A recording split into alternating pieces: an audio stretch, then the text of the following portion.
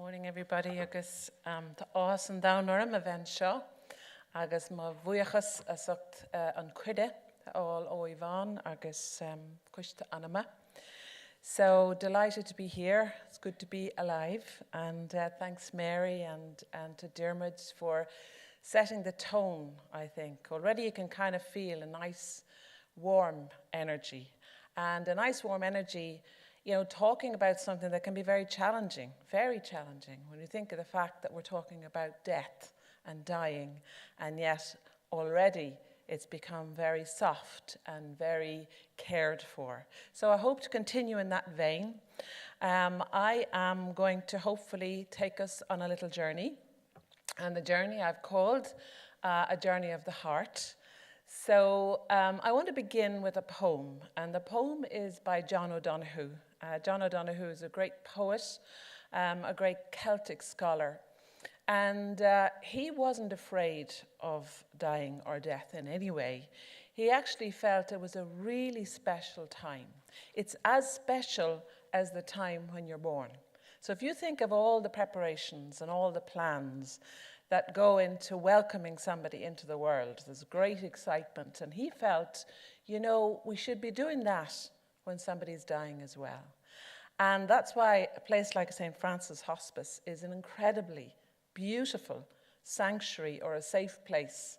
And I remember working there, I remember meeting the volunteers, and I remember last year working during the conference and talking at Croke Park. And the people I met, you know, some of them were medical, some of them were working, you know, as volunteers. But you just got a sense that they were very special people that were prepared to give of their time and their life and their heart to be with other people. Each Christmas morning now, when I come back from the Aran Islands, I come back to Dublin. I'm from Clondalkin originally. And Yvonne and I are friends from many years ago. But on Christmas morning, the highlight for me is actually singing in the hospice in Harold's Cross, and just makes the day. And so I want to begin with this poem by John O'Donoghue. And he talks about, and it doesn't always happen this way, that he just wishes that, you know, when we're crossing that threshold time, that there will be people like the people from St. Francis Hospice that will be around us and that will be present to us and will look after us and take care. And so he says, may there be some beautiful surprise waiting for you inside death. Something you never knew or felt, which with one simple touch takes away all your loneliness and loss, as you quicken within the embrace for which your soul was eternally made. May someone who knows and loves the complex village of your heart be there to echo you back to yourself and create a sure raft to carry you to the further shore. Sometimes people often talk about death like that. It's like as if we're crossing into a new shore. We don't know where we're going, and we hope, and we all have different experience of what that might mean. So I hope this morning we're going to look at the Celtic world, because they really took this on. In fact, they have this thing which is called an anam cara, or a soul friend. So if you think of somebody that you're really, there's a lot of young people here, if you think of your BMF or your BFM or one of those anyway. And so in the Celtic tradition, that was like your soul friend, your best mate, somebody that you could tell anything to. And it's great to have someone like that in your life. So years ago in the Celtic tradition, that was like the original hospice care. Somebody who walked through all the challenges that you had, not just the good times, but the difficult times as well.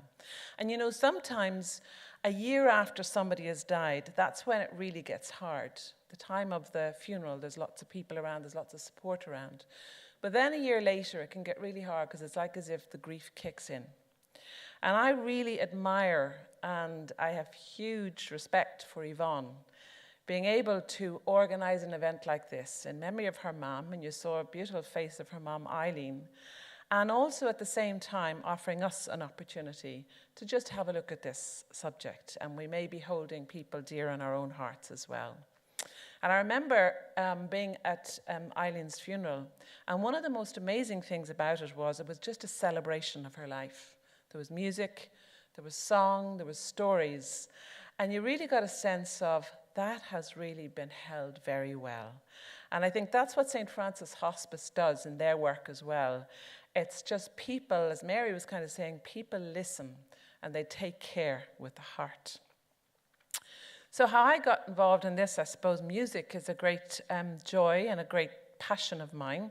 And I'm looking forward later on to inviting some people who are here to sing along together as we share a beautiful piece of music which talks about that whole journey of peace. But my own background, I used to be a principal of a primary school. And I remember kind of feeling that there was something I wanted to try more. So I left all the school and the security, and I trained as a psychotherapist, and then I worked in that area. And then I was just very interested in music and kind of a feeling of, is there any way that music can help us at this time? And you know yourselves, like if I was to say to each of you, think of your favorite piece of music and a piece of music that really speaks to your heart, they'd probably all be very different.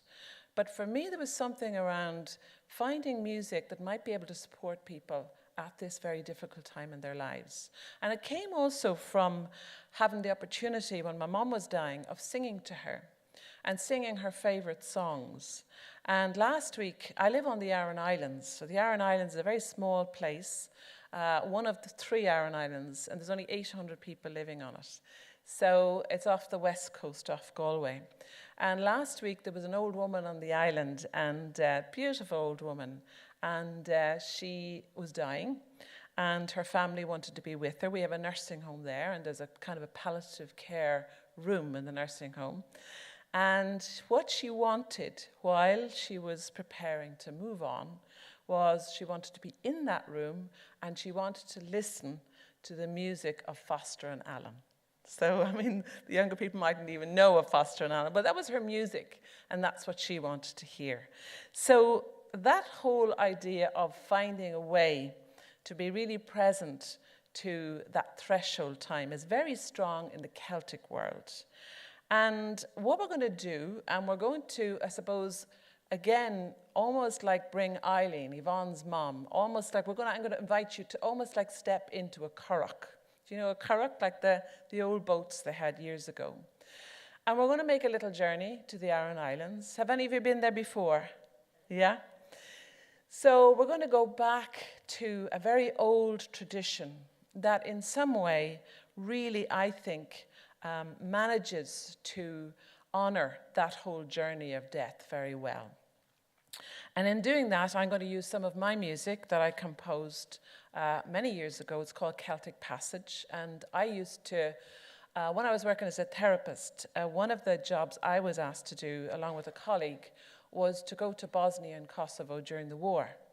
And there was huge death, huge destruction. And afterwards, when I'd come back from those trips, I just wanted to go to somewhere very quiet. I wanted to go to a place, and a friend of mine said to me, he said, go to the Aran Islands and walk it out of you. Sometimes if you get very stressed and you get very, you just don't talk to anybody, and you might have a way of de-stressing, and sometimes walking is a great thing, I find, just to, get out and walk. So the Aran Islands was that place where I went. And I walked and walked and walked, and I often walked and the tears came when I remembered all the sad stories that I'd seen when in a beautiful country in Bosnia and Kosovo, places like that, where neighbours who had been living side by side all of a sudden were at war with each other and had to step into that, and the mass death and darkness that it brought. And I kind of felt I'd love to see, is there music that in some way could ask us to live in a different way? So that's why at the end of this talk, the piece that we're going to sing is called Síocháin, the Irish word for peace. So I'm going to play you a piece of this music and also some images from the island. And there's almost like a sense that we're going through a stone wall, that we're moving through almost like a portal or a threshold. And I use that particularly because that's what death is. It's like as if you move through, and then there's a sense of, mystery about where do you move to. And also for the people who are left behind, there can be huge loss and huge grief. But in the Celtic world and in the tradition of the Aran Islands and other places in Ireland as well, it's almost like as if they take it on.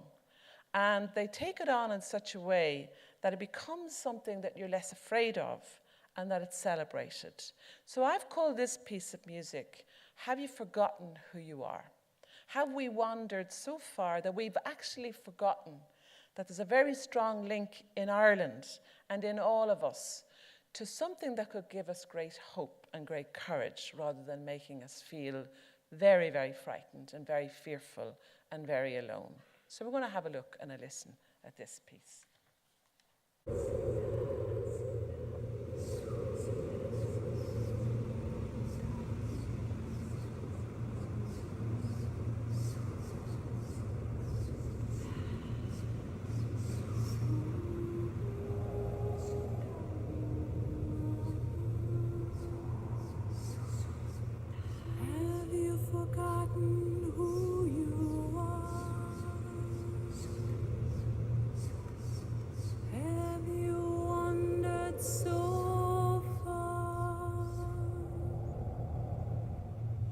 No trace of ancient story, but a tragedy of stone that stands alone.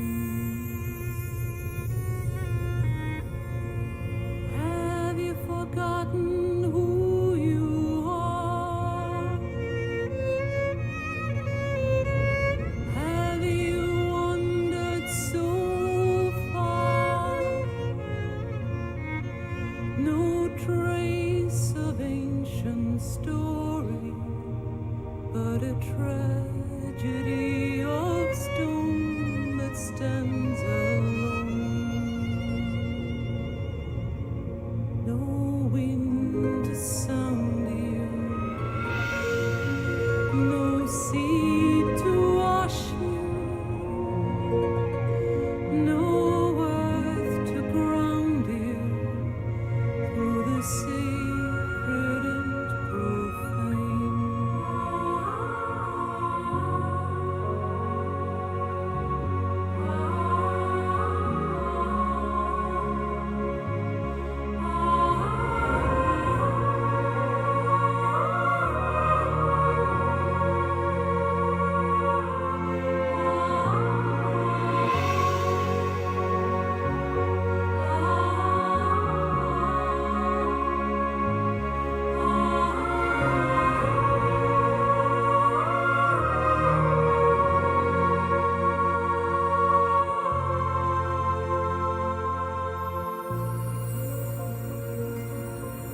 Who are you on your island of experience, struggling to connect with mainlands, other islands floating by that dare to touch, yet drift away, frightened by the current reality? Stay a little longer, mooring in the harbor of your heart, anchored there forever. With wind to sound you, and sea to wash you,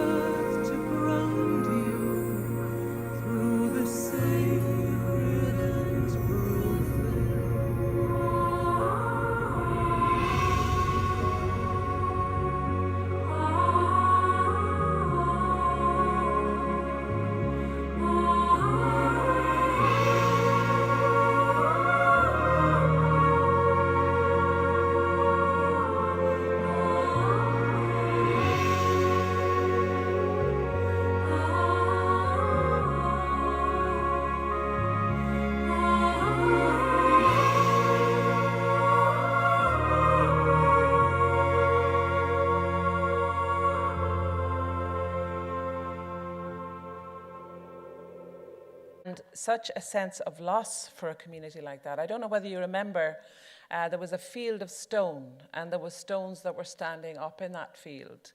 And that field is actually called Laon Nunyor, or the Valley of Tears. And that's where the islanders would go when somebody was emigrating. And they would stand a stone up to remember the person who was leaving the island. Sometimes they went off to America and they didn't even speak English, because Irish is the first language of the island. So I suppose what I want to say about the islanders is they certainly know loss. And the thing, though, is that they have great ritual around loss and around, particularly when somebody is dying. They call, when somebody dies and when they go into the other world, they call it Shli Nefirine, or the way of truth. So it's not like a kind of a place to be fearful of, but almost like a very natural thing. And so the thing is, you see, in the Celtic world, they really were very aware of nature around them. And if you go to the Aran Islands, it's a small place and it's very harsh. There's lots of stone. There aren't many trees there, but you're actually smack in the middle of the Atlantic Ocean. And what they felt was, it was like as if nature used to teach them. So, for example, the seasons and the darkness of winter was as important as spring. So each of those threshold times were marked with a ritual. And for example, say, coming into the summer, we build bonfires on the island. And so that's like a celebration of life. We've just crossed that threshold this weekend when we changed the clocks. And I'm sure you noticed yesterday was a little different kind of energy. We had an extra hour of light. And that's going to make us feel better for the next couple of months. And then there's always another little threshold when the winter comes. And in the tradition of the Celtic world, that time is Halloween. And that's where they celebrate. It's almost like as if what they feel is that the veil is thin between this world and the spirit world. And it's like as if the spirits are free to roam. So that's why everybody, not just kids, but adults as well, during Halloween on the Aran Islands dress up. And it's a bit spooky because you leave your door open and, adults will come into your house and walk around. And it's all done in silence. And they walk around and then they walk out again. But the idea is that you're welcoming that. You're not saying, I'm afraid of that. You're actually saying, I'm welcoming and I'm opening the door to the other world. So ritual is really important on the islands at this time. And so years and years ago in Ireland, they used to have this thing which was called a wake. And the wake was where, when somebody died, the body was laid out in the house. There was a whole kind of sacred sense that was created with candles, and the room was laid out, a bit like what the hospice would be doing now for people who are at that stage of the journey. And when somebody would die, they would be brought in on the ferry. The coffin would be brought in, and all the islanders, and this still happens to this day, they gather at the pier, and everything goes silent. And it's very special, and it's very beautiful. And particularly if somebody has died in America, if they've been away for a long time, it's like what happens is it's almost like as if what's being said is welcome home. And that silence is kept, and the person is brought to their home, and then people will visit, and there'll be stories, and there's songs, and there's just a remembering of the importance of that person's life. And then there's the grieving process, and people are very sad. And in a community like ours, where there's only 800 people living there, when somebody dies, everybody knows about it. And it's almost like, if it's been tragic, then the whole island is grieving together. But the good thing about it is that it's happening. And at least people are giving it time, and they're ritualizing it in a very healthy way. And so this next little piece that I'm going to show you of footage talks about what's called the pilgrimage. And Mary was saying that the first hospice that people used to stop on their journey and they'd have rest. So on the Aran Islands, we still have this tradition. We have lots of holy wells and lots of sacred sites. And they relate back to the Christian and the Celtic tradition. And so what happens is that people will go to the well, and they take 7 stones, and they walk around the well, And each time they walk around, they drop a stone. So if somebody's grieving, they might be dropping a stone for the person who's died. They might be dropping a stone for those who've been left. They might be dropping a stone that they will be helped. They can also be remembering things like, when children are away from home, or that they would have a good crop or that their animals would be cared for. But it's like as if what they're doing is, again, making a little ritual and to connect with what has gone before them. So I want you just to have a look and a listen to this. And some of it's in the Irish language, so don't panic. I know all the students that are here, you're fluent, aren't you? Yeah. So there's a little bit in the Irish language, it's actually, and then there's a piece in English as well. But it's just interesting to see how ritual can help us when we're dealing with challenging times.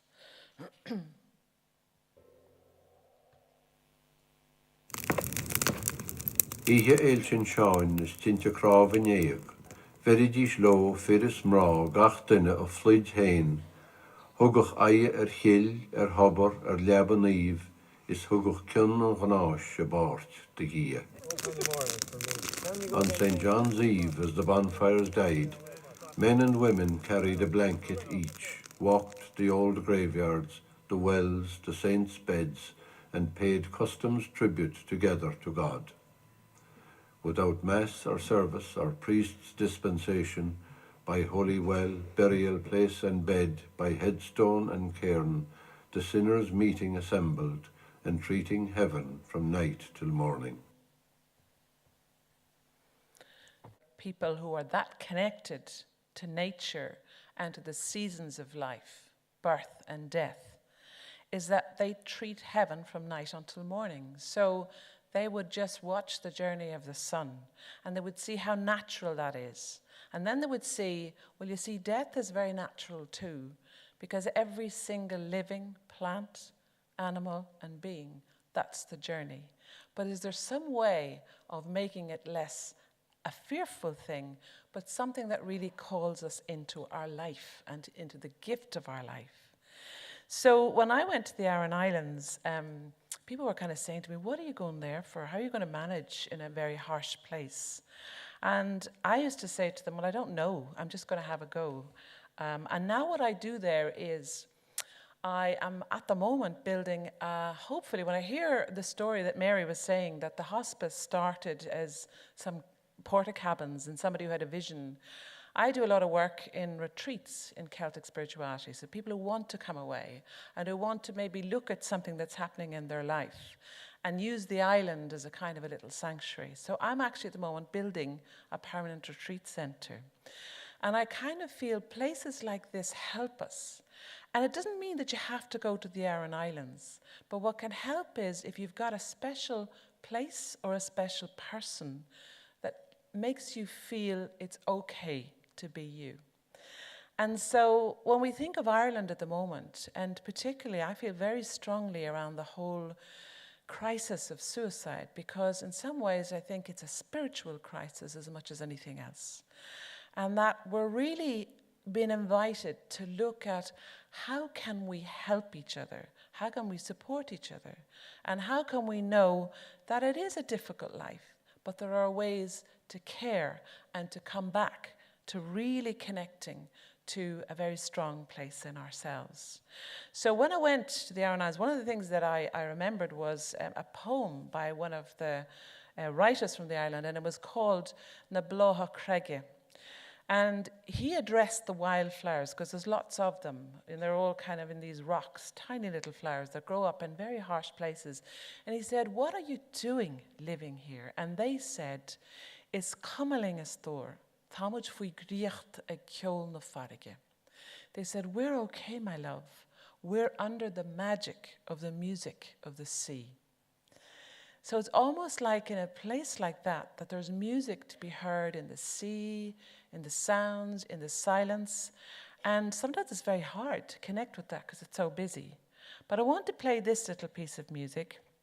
And this is a piece from the album Celtic Passage as well.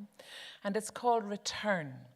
So it's like as if, I wonder what it would be like if we went back to connecting with the story that went before us, rather than feeling that we have to do it all by ourselves. And there's an image of a fire. I think fire is a great thing. And that sense of relighting the fire. And when that's on, I'm going to read a poem. And this is a poem for all of us. And it's called Bannath, or Blessing. And it talks about those hard times in our life. And it's almost like as if, let's not lose heart, but let's almost feel as if a blanket can wrap around us and take care of us. So have a listen to Return on this little poem from John O'Donoghue, which is called Bannath.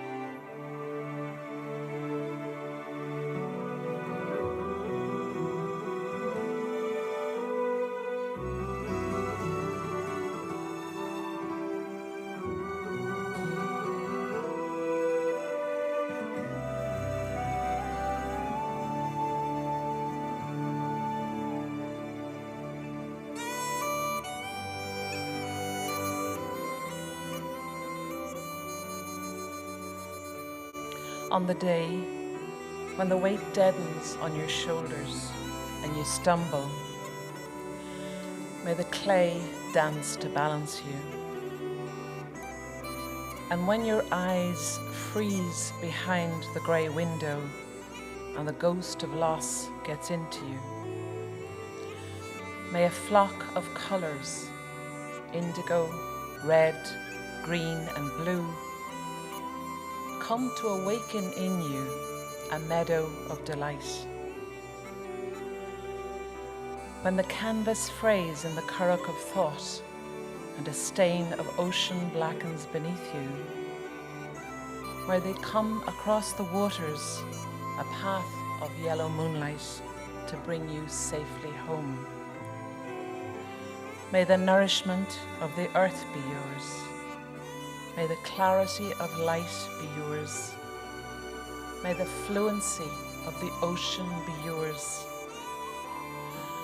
May the protection of the ancestors be yours. And so, may a slow wind work these words of love around you, an invisible cloak to mind your life.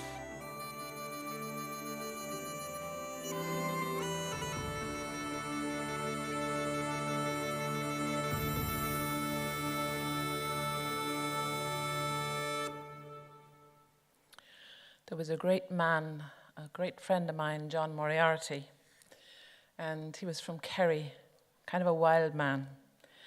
But he really loved nature, and he loved how nature could help us. And he talked about when at times things got really rough, he'd just leave everything. And he would walk, and he called it the soul's way.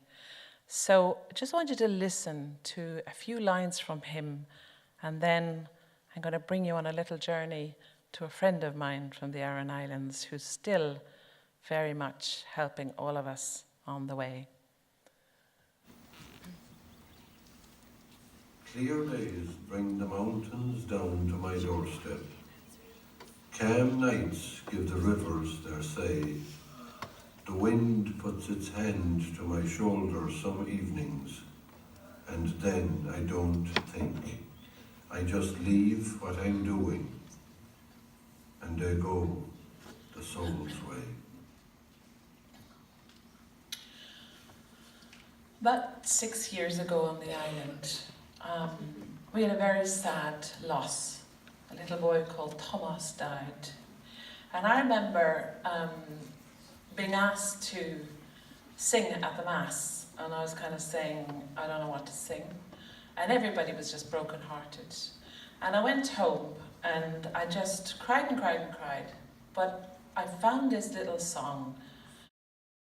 It just came to me, and I wrote it, and it was called Little Star. And I had a real sense that Thomas was a little star.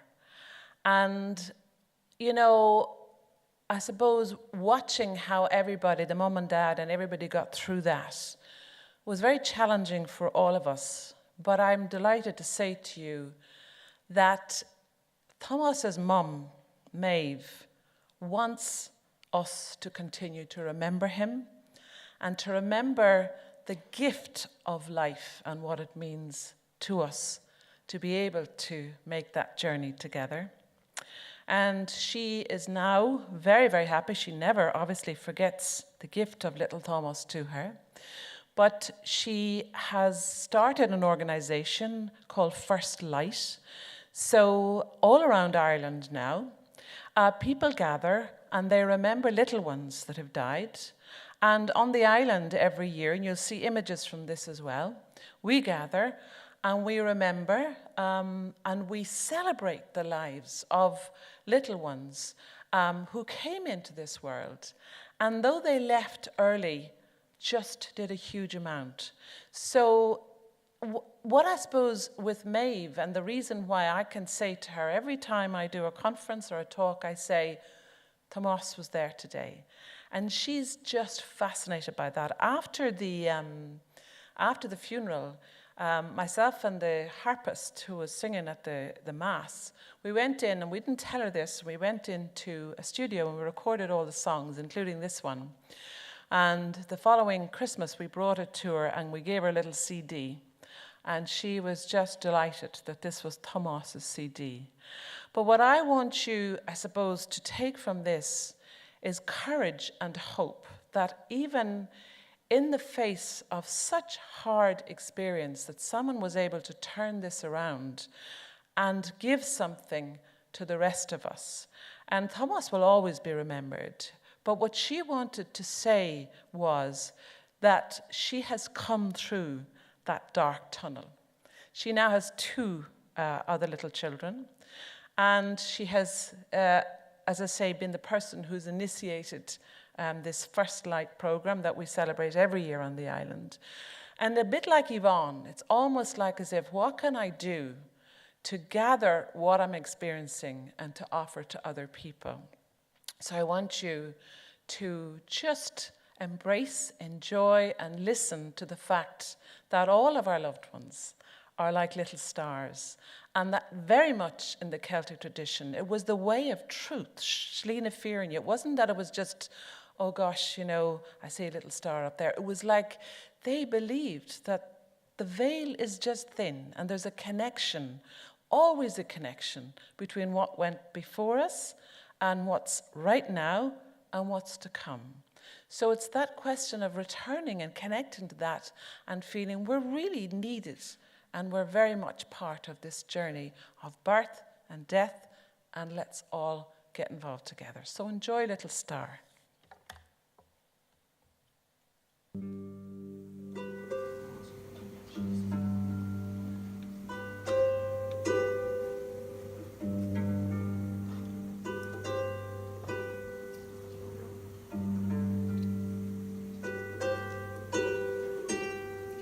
Little star, remember, little star so tender, all of us hold you in love.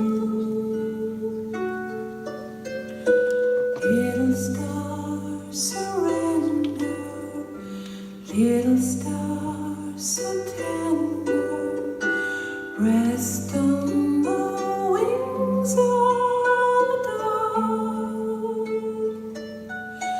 who will hold you for now as the angels sing out. Your gentle soul lives on and on. Who will hold you for now as the angels sing out? Your gentle soul lives on and on. Little star, remember our broken hearts so tender. We ask you to shine from above. So your bright little star, your light from afar, will teach us the meaning of love. So your light from afar, your bright little star, will teach us the meaning of love. Little star, remember, little star so tender, all of us hold you in love. And may your bright little star, your light from afar, teach us the meaning of love. And may your bright little star, your light from afar, teach us the meaning of love.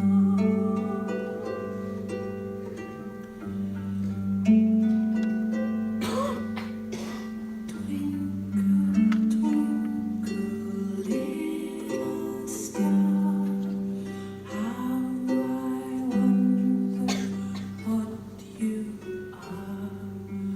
Up above the clouds you fly, like a Deirdre in the sky.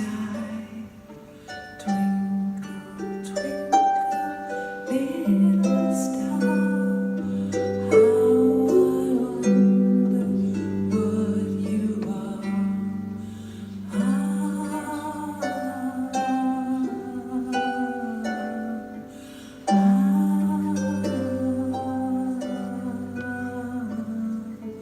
Twinkle, twinkle,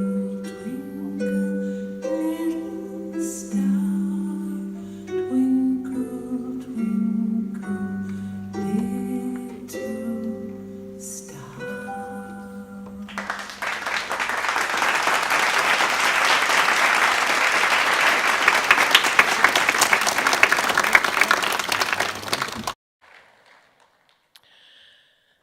So may we continue to find the blessing of support, courage, and commitment to help each other and to know and experience a more peaceful and loving way of being in the world.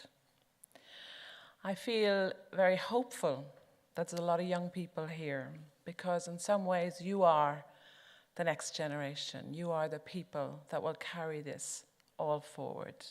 And I'm delighted that we're going to finish together by singing one of the songs which I remember writing having come from Bosnia. And it was just about being in a place of darkness, that how we really need to plant something new, something that's inspiring, that's something that's full of hope and encouragement. And so in the midst of all that she had to do, Yvonne, in organizing everything, she was working together and bringing young people together. And there's a choir, which is called the DCU Access Choir. And they're going to be singing in a while. And some are going to be joining me now for Síocháin. So thank you so much for your attention and for the opening of your heart. And in Ireland, we have this phrase, Scá a chéile a bhharann smuid. So it's together that we will manage to move forward. So